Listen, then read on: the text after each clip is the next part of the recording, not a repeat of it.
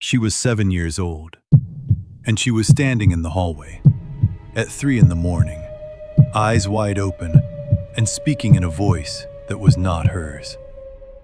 What you just heard is story 1. I have 5 of them for you tonight. All 5 are true. All 5 are from the Arab world, and not one of them has ever been told in English before tonight. Slow down here. Let this land.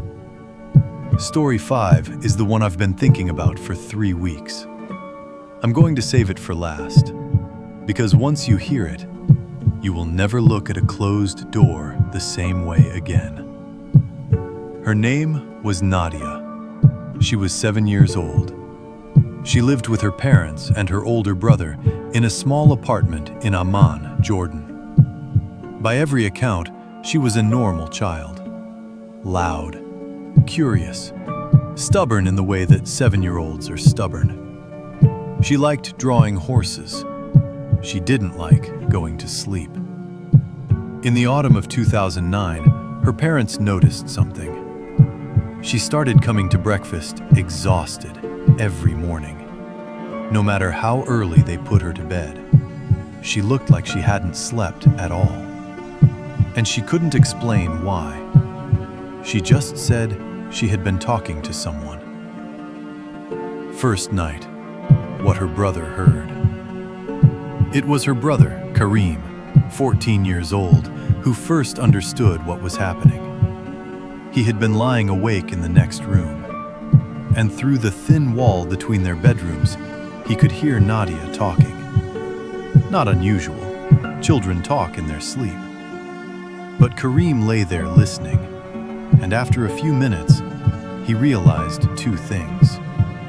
First, Nadia was having a conversation. Full sentences, questions and answers, back and forth. But only one voice was audible. Hers.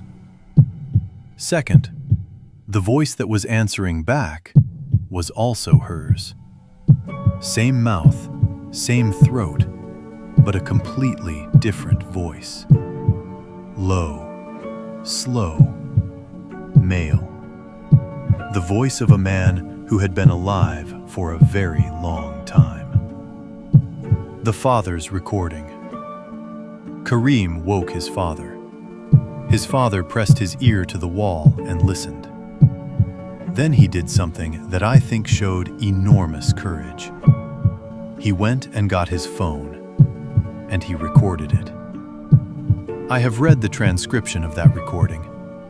What you hear is Nadia, a 7-year-old girl with a child's voice, speaking in Arabic, saying in her own voice, "Who are you?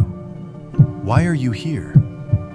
And then, from the same small body, the same mouth, the same room, a slow, deep male voice answering. It says, "I have been here since before she was born. She is not yours. She has always been mine." What the Sheikh found. In Islamic tradition, what Nadia's family was dealing with has a name. It's called Qareen, a Djinn that attaches to a specific person, not to a place, not to a house, to a soul. From birth, they called a sheikh, a religious scholar trained in ruqya, Islamic exorcism, if you want a Western word for it. Though that word doesn't fully capture what it is. The sheikh spent 4 hours with Nadia, reciting Quran, speaking directly to whatever was inside her. The session was described by everyone present as deeply disturbing. Not because of what Nadia did, but because of what she didn't do. She sat completely still, the entire 4 hours, eyes open, watching the sheikh, not blinking enough. When it was over, the sheikh came out and sat with the father. He said, "I spoke to it. It has a name. It wouldn't tell me the name, but it told me something else. It said it has been with this girl in every life she has ever lived, and that this life is no different. The father asked, "Is it gone?" The sheikh looked at him for a long time. Then he said, "For now." Story 2. A Door. Cairo, 2021. A door that was not there yesterday. Layla had lived in the same apartment in Cairo for 6 years, a 3-bedroom flat on the 5th floor. She knew every corner of it, every crack in the plaster, every stain on the ceiling. In March 2021, she was cleaning the hallway, a narrow hallway, maybe 4 meters long, connecting the bedrooms to the living room. She had walked this hallway 10,000 times, and she stopped. At the end of the hallway, where there had always been a blank wall, there was a door. Old, dark wood, iron fixtures that didn't match anything else in the apartment. No door handle, just the frame, just the wood, just the iron. She stood there for what she says felt like a very long time, trying to explain it. Had it always been there? Had she simply never noticed? No. She had painted that wall herself 3 years ago.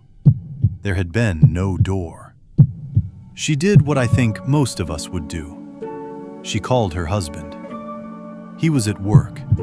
She described what she was seeing. There was a long silence on the phone. Then he said, "Don't touch it." What the husband knew. He came home early. He stood in the hallway and looked at the door. And Layla said that what disturbed her most, more than the door itself, was that her husband didn't look surprised. He looked like a man who had been waiting for something, and it had arrived. He told her that the apartment had belonged to his grandfather.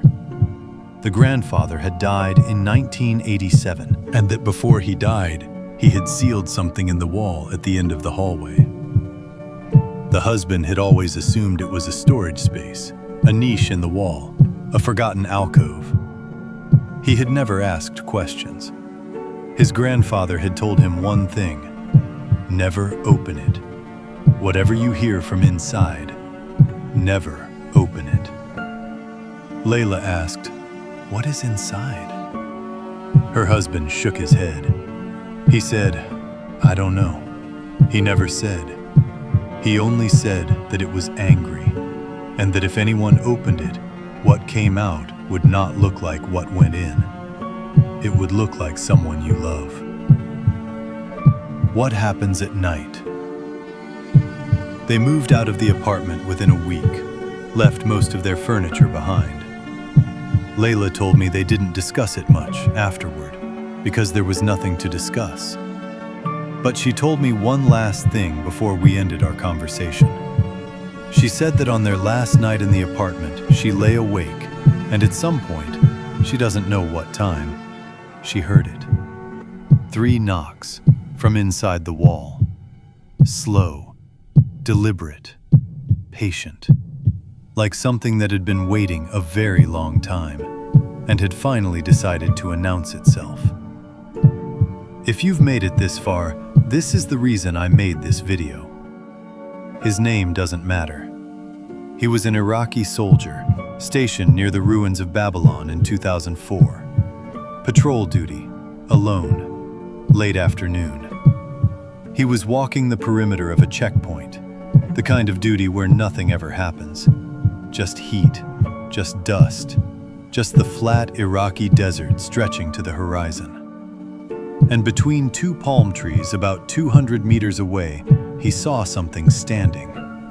He stopped, because the thing he was looking at was wrong. It was too tall. Not slightly tall, not significantly tall, impossibly tall. tall enough that his brain kept rejecting what his eyes were showing him, trying to reframe it as a palm tree, a mirage, a trick of the heat. It wasn't.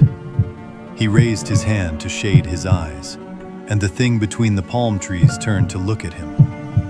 Not its head, its whole body, from the feet up, rotating, like a door turning on a hinge. All at once, no joints, no transition. One moment it was sideways, the next it was facing him. He reported it to his commanding officer, who told him it was heat stroke, dehydration, sleep deprivation, a common desert hallucination. He accepted this because he wanted it to be true. 3 nights later, he woke up. He doesn't know what woke him, just awake. Suddenly and completely awake, in his tent, in the dark. He turned toward the tent entrance. The flap was slightly open, and outside, visible through the gap, the tall figure from the desert was standing there. He told me, and I want you to understand, he was not a man given to exaggeration. He told me that the figure had a face. This time, it had a face. His face. His exact face. Same features, same bone structure, but something was wrong with it. The symmetry was off. Too perfect. Both sides identical. And human faces are never identical on both sides. And it wasn't blinking. And there was no breath vapor in the night air. He submitted a transfer request the next morning. He was moved within a week. His final report before leaving mentioned the incident. It was logged, signed, and filed. The commanding officer wrote one line of response. Soldier is showing signs of stress-related perceptual disturbance. Transfer approved.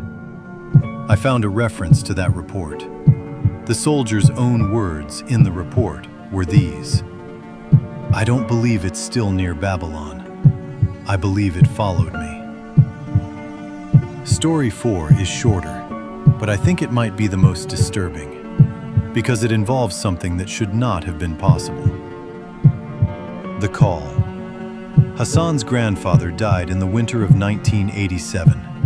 He was 81 years old. A long life. A quiet death. Hassan was 4 at the time. He barely remembered him. By 2019, Hassan was 36, married, a father himself, living in Riyadh. His grandfather had been gone for 32 years. On a Tuesday night in November 2019, Hassan's phone rang at 3:17 in the morning. He reached for it, half asleep, and stopped. The caller ID showed a name, his grandfather's name, and below the name, a phone number. The format of a landline number from the 1980s, a number that had been disconnected for 32 years. He did not answer. He watched the phone ring until it stopped. Then he sat in the dark for a long time. He called his mother. She picked up on the first ring. She was already awake. Before he could say anything, she said, "I know. He called me too." Hassan asked, "Did you answer?" A long pause. She said, "Yes." What the voice said. Hassan asked what his grandfather said. His mother was quiet for a moment. Then she said, "He said, don't let Hassan go to work on Monday." That was all. No explanation, no context. Don't let Hassan go to work on Monday. Hassan asked what day it was. Wednesday night, almost Thursday morning. Monday was 4 days away. He told his wife. She told him it was a coincidence. A dream his mother had remembered wrong. She's right, he thought. That's what it must be.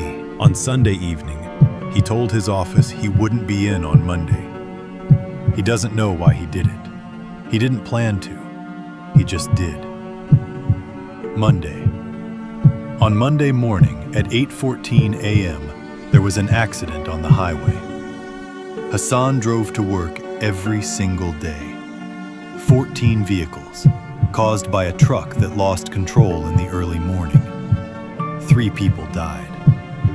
The accident was at the exact section of road that Hassan would have been on, at exactly the time he would have been there. He has never received another call from that number. Neither has his mother. And that brings me to story 5, the one I've been saving. The one that involves not one person, not one family, but an entire village, and every single door in it. The morning, 1973. In the autumn of 1973, in a small village in rural Syria, the people woke up. The first man out of his house was a farmer. He stepped outside before dawn, as he did every morning, to check on his animals before the day's heat arrived. He walked to his gate and stopped. The gate was there, but it was backwards. The hinges, which had always been on the left, were on the right. The latch, which had always opened outward, was now on the inside. The gate had been unhinged, reversed, and reattached, perfectly, without a sound, while he slept. He looked up. His neighbor's door wrong. The house across the road wrong. He walked to the center of the village. Every door, every gate, every entrance to every home and every courtyard and every animal pen. Reversed. All of them. In the night. Without sound. What the village found. By the time the sun had fully risen, the entire village was standing in the streets, looking at their own front doors, not speaking, because there was nothing to say. They sent someone to bring the imam. He arrived an hour later from a neighboring town. He walked through the village slowly, house by house, looking at each door, not touching anything. After an hour, he came out of the last house and stood in the middle of the street. His face, people said, was the color of paper. The village elder asked him what he had found. The imam looked at him for a long time. Then he said, "Don't ask me who did this. Ask me why every door in this village is now facing inward, as if something wanted to make sure that nothing could leave." What they found in the pens. They checked the animals. Every animal in the village was dead. Every goat, every sheep, every chicken, dogs, cats, every living thing that was not human. No marks, no blood, no sign of illness or attack. Just gone. Overnight. Like something had simply reached in and taken the life out of them. The village was abandoned within a week. The people took what they could carry and left. Most of them never went back. The village now. I've researched this for weeks. I found 3 separate records of this event. 3 sources, unconnected, written by different people at different times. All 3 record the same facts. All 3 record that the village was abandoned and never resettled. None of them explain what happened. None of them try. They just record it and leave the question open. The village still exists. The houses are still there. The walls are still standing. And the doors, they say, are still reversed. After 50 years, still wrong, still facing in. I've spent a long time with these stories. And what stays with me isn't the details, though the details are disturbing enough. What stays with me is what they have in common. The Djinn that claimed a child since before she was born. The door sealed by a man who knew something was behind it. The thing in the desert that learned to wear a human face. The grandfather who called from the other side to warn his grandson. The village where something decided, overnight, that nothing should be able to leave. What they share is patience. Whatever these things are, they wait. They wait longer than we can imagine. And then they act. I want to know what you think.